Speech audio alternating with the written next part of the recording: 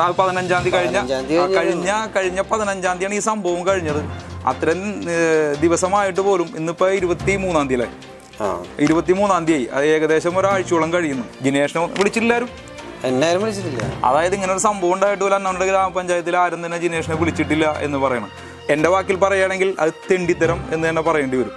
അപ്പോൾ ജിനേഷിനെ എല്ലാ കാര്യങ്ങളും പോലീസായാലും ശരിയാണ് ജിനേഷിനൊപ്പം നിൽക്കണം. കാരണം ജിനേഷിൻ്റെ പേരിലുള്ള തെറ്റല്ല, സാധാരണക്കാരനാണ്, കൂലിപ്പണിക്കാരനാണ്. അദ്ദേഹം ഇപ്പോൾ വീട്ടിൽ തന്നെ ഇരിക്കുകയാണ്. കാല് അത്രയും സ്റ്റിച്ചുണ്ട്, കാര്യങ്ങളുണ്ട്. വിനോദ് എന്ന് പറയുന്ന ആളുടെ പ്രസിഡന്റ് ആളാണ്. വിനോദ് എന്ന് പറയുന്ന അദ്ദേഹമാണ് പ്രസിഡന്റ് ആളാണോന്ന് എനിക്കറിയില്ല. ഞാനപ്പോ ഓൾറെഡി ഹോസ്പിറ്റലിലാണ്. അപ്പൊ അത് കഴിഞ്ഞപ്പോ എല്ലാം ചെയ്യാന്നുള്ള രീതിയിലാണ് അവിടെ ഗുരുധർമ്മയിലാണ് പോയത്. അവിടെ അത് കഴിഞ്ഞ് വന്ന് ഞാന് ആ സമയത്തൊക്കെ എന്താണ് നിങ്ങളോട് പറഞ്ഞിരുന്നത്? പഞ്ചായത്ത് എല്ലാ കാര്യങ്ങളും ചെയ്തോളാം, കുഴപ്പമില്ല, അതൊക്കെ നമ്മൾ കാര്യങ്ങളൊക്കെ നമ്മൾ നോക്കിക്കോളാന്ന് പറഞ്ഞു. അല്ല, 1900 രൂപ അടയ്ക്കണം ഹോസ്പിറ്റലിൽ പറഞ്ഞു.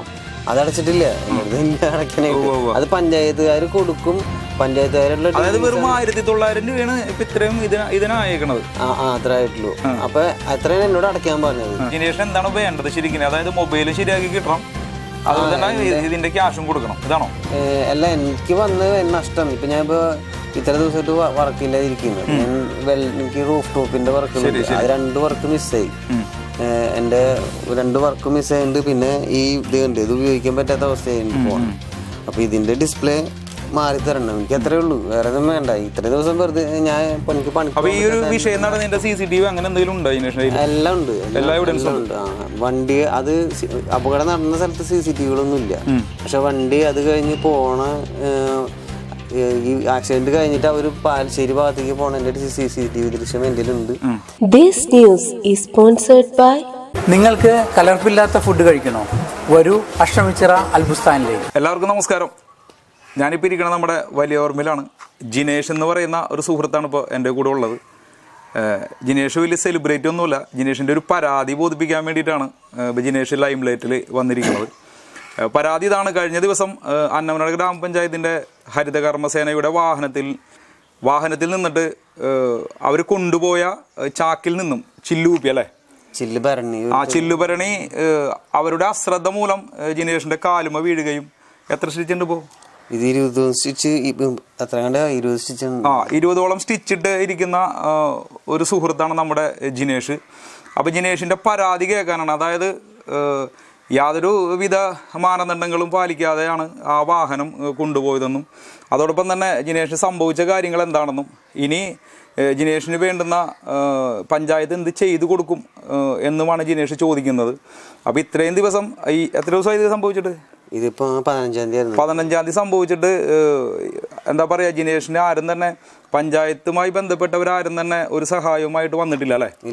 അപ്പോൾ ആ ഒരു പരാതി ബോധിപ്പിക്കാനാണ് ഇപ്പോൾ ജിനേഷ് ഇരിക്കുന്നത്. മാള സ്റ്റേഷനിൽ ഇതുമായി ബന്ധപ്പെട്ട് കേസ് കൊടുത്തിട്ടുണ്ട്. ജിനേഷ്, എന്താണ് സംഭവിച്ചത് ശരിക്കും? ഞാൻ പാലശ്ശേരിയിൽ പെയിന്റിങ്ങിന്റെ ജോലിയാണ്. അപ്പൊ ഞാൻ പാലശ്ശേരിയിൽ വർക്ക് കഴിഞ്ഞ് അന്നവരണ്ടിയിൽ നിന്ന് വലിയൂർമിലേക്ക് വരെയാണ് ഒരു 5 മണി സമയത്ത്. അപ്പൊ എൻ്റെ കൂടെ വർക്ക് ചെയ്യുന്നവർ എൻ്റെ പുറകെ ഉണ്ട്. അപ്പോൾ അത് കഴിഞ്ഞ് ഞാൻ കുമ്പിടി കനാൽ എന്ന് പറയുന്ന സ്ഥലമില്ലേ, അവിടെ എത്തിക്കഴിഞ്ഞ് കഴിഞ്ഞപ്പോൾ ഓപ്പോസിറ്റ് വന്നിരുന്ന ഇവരുടെ വണ്ടി എന്ന് വെച്ച് കഴിഞ്ഞാൽ അതിൽ കുറേ സാധനങ്ങൾ ഉണ്ടായിരുന്നു. അതിൽ ഒരു ചാക്കിൽ കെട്ടാതെ വെച്ചതിൻ്റെ പേരിൽ അപ്പോൾ ചെറിയ അവിടെ റോഡ് പാച്ച് ചെയ്തിട്ട് ചെറിയൊരു ഹമ്പുണ്ട്. അവിടെ എത്തിക്കഴിഞ്ഞപ്പോൾ ഓവർ സ്പീഡ് ആയതിൻ്റെ പേരിൽ അവിടെ എത്തിക്കഴിഞ്ഞപ്പോൾ ഈ വണ്ടി ജമ്പ് ചെയ്തിട്ട് അതിൽ നിന്ന് ഒരു കുപ്പി എന്ന് പറയുമ്പോൾ ഒരു ചില്ല് ചാറ നേരെ വന്ന് എൻ്റെ കാല് പിടിച്ച്. ഞാനപ്പോൾ ഓപ്പോസിറ്റ് വരല്ലേ, ഇടിച്ച വഴി പിന്നെന്ന് വെച്ച് കഴിഞ്ഞാൽ എൻ്റെ കൺട്രോൾ പോയിട്ട് ഞാൻ എൻ്റെ കയ്യിലുള്ള സാധനങ്ങൾ മൊബൈലൊക്കെ നിലത്ത് പോയി. ഞാൻ വീണ് എൻ്റെ ഭാഗ്യത്തിന് അപ്പോൾ നന്നായിട്ട് ബ്ലീഡ് ചെയ്ത് തുടങ്ങി. അപ്പോൾ ബാക്കിൽ തൊട്ട് പുറകിൽ ഒരു ആംബുലൻസ് വരുന്നുണ്ടായിരുന്നു. അപ്പോൾ ആംബുലൻസ് ഞാൻ കൈ കാണിച്ച് നിർത്തിയിട്ട് അപ്പോൾ ബ്ലീഡിങ് ഉള്ളതുകൊണ്ട് പേര് ഞാൻ നേരെ ആംബുലൻസ് കയറിയിട്ട് ഞാൻ പോവുകയാണ്. അപ്പോൾ എൻ്റെ തൊട്ട് പുറകിൽ വന്ന് എൻ്റെ കൂട്ടുകാരായിരുന്നു. അപ്പോൾ വർക്ക് എടുത്ത് ചേട്ടനൊക്കെയാണ് തൊട്ട് പറയുന്നത്. അപ്പോൾ അവരോട് ചേട്ടാ ഡ്രൈവർ, അപ്പോൾ ഡ്രൈവർമാർ കുറച്ച് നീക്കി കൊണ്ട് നിർത്തിയത്, കാരണം അത്രയും സ്പീഡ് ഉണ്ടായിരുന്നു അവർ. അപ്പോൾ അവരായിട്ട് സംസാരിച്ചോളൂ. ഞാൻ ഹോസ്പിറ്റലിൽ പോകുന്നുണ്ട്. ഞാൻ നേരെ ഹോസ്പിറ്റലിലേക്ക് പോയി. അവര് പഞ്ചായത്തിൽ ഡ്രൈവറായിട്ട് സംസാരിച്ച് ആ ഡ്രൈവർ പ്രസിഡന്റ് അസിസ്റ്റന്റിനെ ആരെ വിളിച്ച് അപ്പൊ എന്നോട് പറഞ്ഞതെന്ന് വെച്ച് കഴിഞ്ഞാല് എന്ത് വേണമെങ്കിലും നമുക്ക് ചെയ്യാം. പറഞ്ഞത് അത് പഞ്ചായത്തിലെ ഈ വിനോദ് എന്ന് പറയുന്ന ആളുടെ പ്രസിഡന്റ് ആളാണെന്നുണ്ട്. വിനോദ് എന്ന് പറയുന്ന അദ്ദേഹമാണ് പ്രസിഡന്റ്. ആളാണോ എന്ന് എനിക്കറിയില്ല. ഞാനപ്പോ ഓൾറെഡി ഹോസ്പിറ്റലിലാണ് ട്രീറ്റ്മെന്റിലുള്ള. അപ്പൊ അത് കഴിഞ്ഞപ്പോ എല്ലാം ചെയ്യാന്നുള്ള രീതിയിലാണ് അവിടെ ഗുരുതർമയിലാണ് പോയത്. അവിടെ ട്രീറ്റ്മെന്റ് ഒക്കെ ചെയ്ത് ഇത്രയും സ്റ്റിച്ച് ഇട്ട് 20 സ്റ്റിച്ച് ഇട്ട്. അത് കഴിഞ്ഞ് വന്ന് ഞാന് ആ സമയത്തൊക്കെ എന്താണ് നിങ്ങളോട് പറഞ്ഞിരുന്നത്?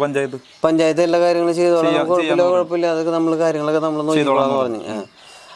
അല്ലാന്നുണ്ടെങ്കിൽ ഞാൻ ഗവൺമെന്റ് ഹോസ്പിറ്റലിൽ പോവുള്ളൂ, നമ്മുടെ പൈസ ഇല്ല. അപ്പൊ അത് കഴിഞ്ഞിട്ട് പിന്നെ അത് തന്നെയല്ല, എന്റെ കയ്യില് നല്ലൊരു ഫോണുണ്ട്. അപ്പൊ ഞാൻ ഫോട്ടോഗ്രാഫി അത് അതിന് ശരിക്കും 67,000 രൂപ വിലയുണ്ട്.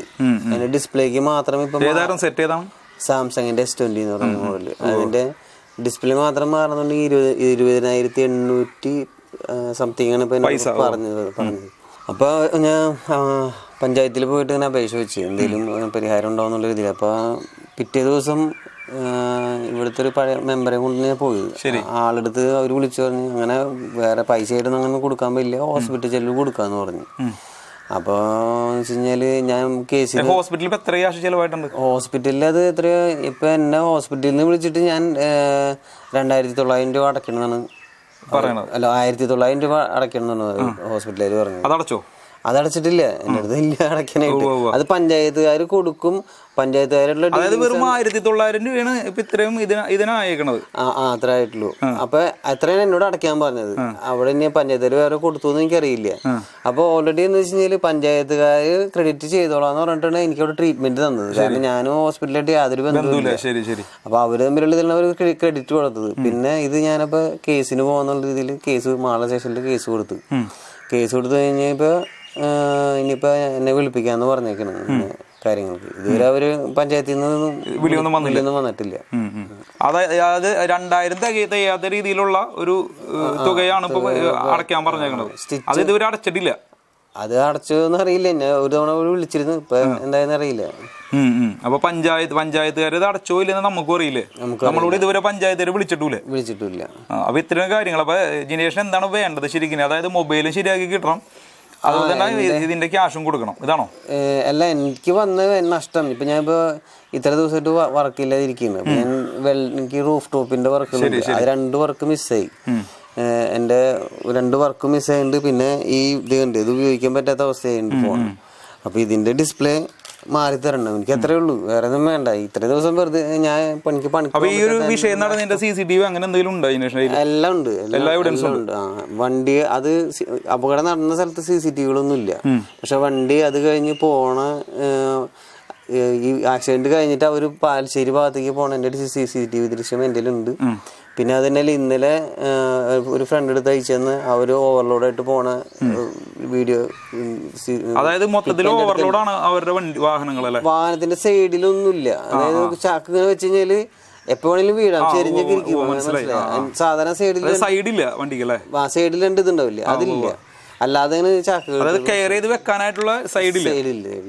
വീണ് കഴിഞ്ഞ് കഴിഞ്ഞാല് എതിരെ വരുന്ന പല അപകടം ഉണ്ടാകും. ശരി. അപ്പോൾ ഇത്രയും നേരം നമ്മുടെ കൂടെ ഉണ്ട് നമ്മുടെ ജിനേഷാണ്. ജിനേഷിൻ്റെ പരാതിയാണ്, അതായത് അന്നമനട ഗ്രാമപഞ്ചായത്ത് ജിനേഷിന് ഇവിടെ ഒന്നും ചെയ്തിട്ടില്ല എന്നാണ് പറയണത്. ഇനി ഹോസ്പിറ്റലിൽ ചെന്ന് അന്വേഷിച്ചാലാണ് കാര്യങ്ങളൊന്നും കൂടി വ്യക്തമായിട്ട് മനസ്സിലാവുള്ളൂ. ഒരു 2,000 രൂപയിൽ താഴെയാണ് ജിനേഷിൻ്റെ കാലിന് വേണ്ടുന്ന ആ ഒരു സ്റ്റിച്ചും കാര്യങ്ങളൊക്കെ ഇട്ട് വെച്ചേക്കണത്. അതുപോലും അന്നമനട പഞ്ചായത്ത് കൊടുക്കാൻ തയ്യാറായിട്ടില്ല. ജിനേഷിനെ വിളിച്ചില്ലാരും, എന്നാരും വിളിച്ചിട്ടില്ല. അതായത് ഇങ്ങനെ ഒരു സംഭവം ഉണ്ടായിട്ട് പോലും അന്നമനട ഗ്രാമപഞ്ചായത്തിൽ ആരും തന്നെ ജിനേഷിനെ വിളിച്ചിട്ടില്ല എന്ന് പറയണം. അതുപോലെ തന്നെ ഇപ്പോഴും ഓവർലോഡായിട്ടാണ് ആ വാഹനം ഓടുന്നു എന്ന് പറയപ്പെടുന്നത്. ഇതൊന്നും കാണാനും കേൾക്കാനും നാട്ടിൽ ആരും ഇല്ല എന്ന് തന്നെ വേണം പറയാനായിട്ട്. കാരണം ഇങ്ങനത്തെ ഒരു ചെറുപ്പക്കാരന് ഇത്രത്തോളം ഒരു വിഷയം വരുമ്പോൾ ജനപ്രതിനിധികളുമായി ബന്ധപ്പെട്ടവർ, അതായത് നമ്മൾ വോട്ട് ചെയ്ത് ജയിപ്പിച്ചവരാണ് ശരിക്കും നമ്മളെ സേവിക്കേണ്ടത്. അവർ തന്നെയാണ് ഇങ്ങനെയുള്ള കാര്യങ്ങളൊക്കെ ചെയ്തു നോക്കേണ്ടത്. കാരണം എന്ന് വെച്ച് കഴിഞ്ഞാൽ ഇങ്ങനൊരു അപകടം പറ്റിയിട്ട് പോലും ആ പഞ്ചായത്തിൽ നിന്ന് ഒരാൾ പോലും വിളിച്ചില്ല അല്ലേ?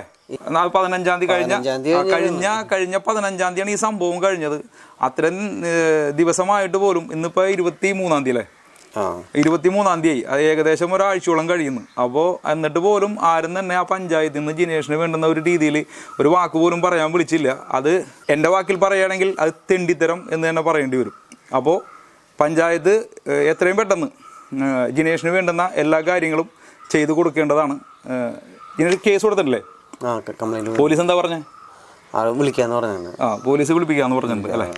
അപ്പോൾ ജിനേഷിന് എല്ലാ കാര്യങ്ങളും പോലീസ് ആയാലും ശരിയാണ് ജിനേഷിനൊപ്പം നിൽക്കണം. കാരണം ജിനേഷിൻ്റെ പേരിലുള്ള തെറ്റല്ല, സാധാരണക്കാരനാണ്, കൂലിപ്പണിക്കാരനാണ്. അദ്ദേഹം ഇപ്പോൾ വീട്ടിൽ തന്നെ ഇരിക്കുകയാണ്. കാല് അത്രയും സ്റ്റിച്ചുണ്ട്, കാര്യങ്ങളുണ്ട്.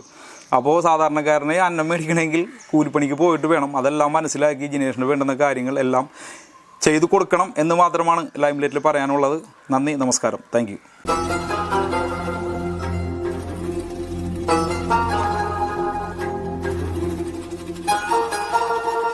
അൽബുസ്താൻ ഫാമിലി റെസ്റ്റോറന്റ് രുചിയുടെ പെരുമഴ തീർത്തുകൊണ്ട് അഷ്ടമിച്ചിറയിലും.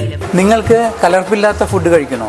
വരൂ അഷ്ടമിച്ചിറ അൽബുസ്താനിലേക്ക്. ഉപഭോക്താക്കളുടെ ആരോഗ്യത്തിന് മുൻഗണന നൽകിക്കൊണ്ട് മലയാളിക്ക് പുതിയൊരു ഭക്ഷണാനുഭൂതി പകർന്നുകൊണ്ട് പുത്തൻ ഭക്ഷണ സംസ്കാരത്തിലേക്ക് ഞങ്ങൾ നിങ്ങളെ ക്ഷണിക്കുന്നു.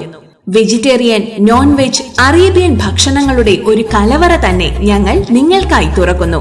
Al Bustan special items: mix shawarma, beef and chicken Mexican shawarma, alfaham, dragon alfaham, butter alfaham, വിവിധ ഇനം ചായകൾ, ജ്യൂസുകൾ, ചോക്ലേറ്റ്സ്, നട്ട്സ്, നല്ല നാടൻ ഇലയിൽ വിവിധ ഇനം കറികളോടെ vegetable meals, beef biryani, chicken biryani, mutton biryani, mutton vindaloo, mutton mandi, beef mandi, chicken mandi, chicken shawarma, beef shawarma, Mexican peri peri shawarma, വിവിധ ഇനം ഷേക്കുകൾ, കുഴിമന്തി, അൽഫാം മന്തി, തവ മന്തി, ബിരിയാണി, കപ്സ എന്നിങ്ങനെ ഒരുപാട് വെറൈറ്റി ഐറ്റംസ്. കൂടാതെ കുട്ടികൾക്ക് കളിക്കുവാൻ ചിൽഡ്രൻസ് പാർക്ക് ഞങ്ങൾ ഒരുക്കിയിരിക്കുന്നു.